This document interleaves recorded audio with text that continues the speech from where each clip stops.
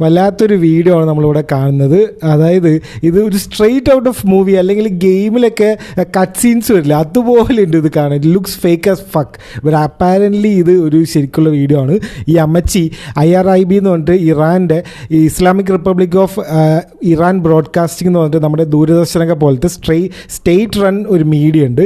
അതിൽ ന്യൂസ് വായിച്ചുകൊണ്ടിരുന്നപ്പോൾ ഇസ്രായേലിൻ്റെ ബോംബ് വന്ന് ഇതിൽ വീഴുന്ന ആ ഒരു വീഡിയോ ലൈവായിട്ട് എല്ലാവരും കണ്ടൊരു വീഡിയോ ആണിത്.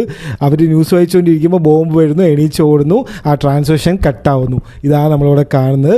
അപ്പോൾ എനിക്ക് സംശയം ഉണ്ടായിരുന്നു, സ്റ്റേജ്ഡ് പോലെയൊക്കെ ഉണ്ടായിരുന്നു ഇത് കാണുമ്പോൾ. അപ്പോൾ സംഭവം സത്യമാണോ എന്ന് നോക്കി പോയപ്പോൾ ഇത് സംഭവം സത്യം തന്നെയാണ്. അതിൻ്റെ അവശിഷ്ടങ്ങളൊക്കെ നമുക്കിവിടെ കാണാം. ആ ബിൽഡിംഗ് തന്നെ മൊത്തം പൊട്ടിച്ചിട്ടുണ്ട്. വലിയൊരു ബോംബോ എന്തോ സംഭവം വന്ന് വീണിട്ടുണ്ട്, മിസൈലോ എന്തോ വന്ന് വീണിട്ടുണ്ട്.